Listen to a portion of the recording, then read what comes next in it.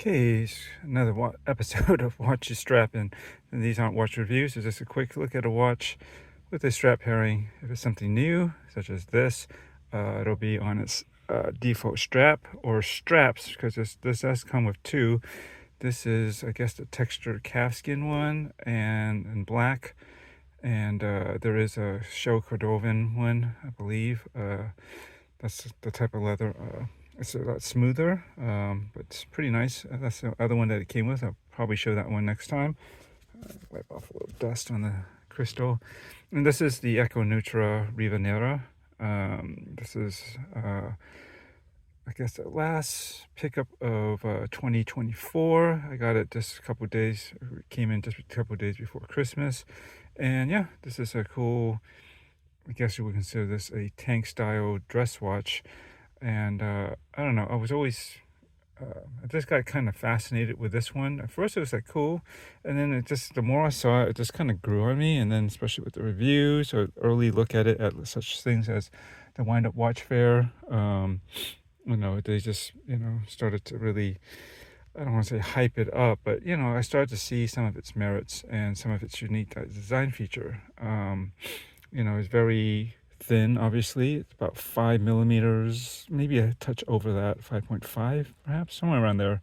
And it's got a nice, very angled, flat surface, and it's made out of grade 5 titanium, which is, I think, a bit unusual for a dress watch. But in some ways, you think about it, it makes sense. I mean, either do it in precious metal and get that weight, luxury kind of weightiness, or if you want a dress watch to be slim, such as this, and just feel really kind of out of the way, and in terms of weight, it kind of makes sense to go with titanium, actually. Although they might be a little bit tricky to polish, but they did a pretty cool job here. I like the fact that it's a matte finish with these cutouts or chamfered edges. It's really got that high polish here just to make some accents, make it pop, and a little bit of flash, but not too much. And being a person that's mostly a tool watch guy, I found that that although I like the idea of owning a tool watch, a dress watch, and I like a lot of designs, I never found myself, staying with one, for one reason or another. And so this one, just because of the way it's designed, its color, especially with being made out of titanium, and it's just got a very unique look to it that feels not necessarily like a dress watch to me.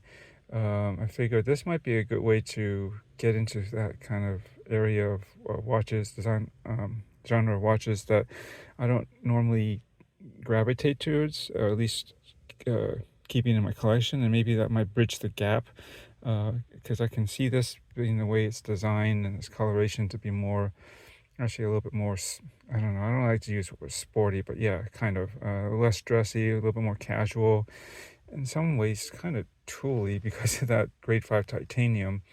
But yeah, the design is cool. Some ways I do wish that maybe, that they're generally known for just keeping their color palette really basic with monochromatic black, grays, silver, stuff like that.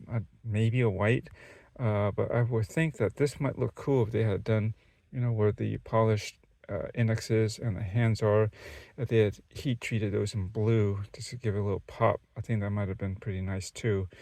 But overall, I like it, and I'm a sucker for small seconds. I don't know, this is pretty well done, although admittedly it's pretty darn small, and just for a vague, even though it's super detailed, it's pretty, you're gonna mostly, or at least I'm gonna mostly look at it in a more vague manner, because I'm not gonna look at that precisely with all those micro indexes. I'm basically looking at it in 5-second increments, but that's fine. Hand winding on this has been pretty good, maybe surprisingly, being this hex shape. My concern was whether we able to manually wind smoothly and not so fiddly, and it does. It actually has decent amount of grip on there, kind of surprisingly for me. And being it's mostly smooth on the side, but it is a hexagonal shape. but it does seem to work pretty well. And yeah, what else can I say about it so far? Yeah, the strap is nice. It's comfortable. Got some matching grade 5 titanium buckle that's got the angles that kind of match this, and of course the finish here. And on my 7-inch wrist, I'm on this.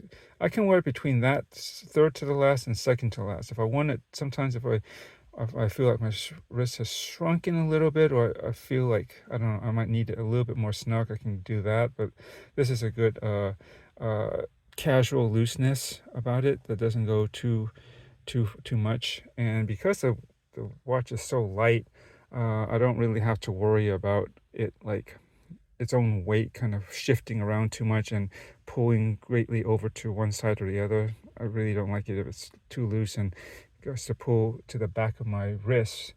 So yeah, that's basically my initial thoughts right now. It wears pretty nice. Again, my 7-inch wrist, flat, close, comfortable, pretty cool style. I think oh yeah, the spacing has been noted by some other owners. I've noted that that's been noted that the lug spacing is pretty tight. So you don't, any aftermarket straps you get, you don't want it to be much thicker than the stock ones that come with. I haven't measured the other one yet, the thickness, but this one, I'm imagining it's about the same. It's about 2.7, maybe 2.8. I want to say closer to 2.7 millimeters in thickness from this end. So whatever you get, don't want it too much more, because you probably will have trouble with it rubbing against the inside of the case, where it could be potentially sharply cut. And also you may not even get it in there. It could be potentially that tight, it seems like. And you really, something this thin, you don't want a thick watch band anyways, because it'll look weird. I've had that before with my Stova 36 marine chronometer style, the classic with the small seconds. Look back in my video, that was thin, had the same movement, a 7001 ETA, and that's how you can get this thin and relatively compact too. And I tried some straps, and I didn't think about the thickness of the straps at the time. I just looked at the strap and, oh, this might look good. And I tried it, and then in the end, some straps were just a bit too thick, even though I could get them in there. But when you wear it on such a watch that's thin, it makes it look like, imagine the straps are arms, so this got like a small petite body with these big, gorilla arms. And that's the best way I can describe it. And it's not a really good and matching or graceful look for such a watch. So I would keep it the watch straps as thin as possible, just in line with in proportion with the case and everything. And that's about it. Just wanted to get this out there. I've been meaning to do this for a couple of days ago, but I haven't had a chance. I took some pictures earlier, and that would have been part of this set. But yeah, anyways, I finally got a little quick break just to come out and do a quick one of these videos. So thanks for watching, and stay tuned to see more on this. All right, thanks. Enjoy your watches.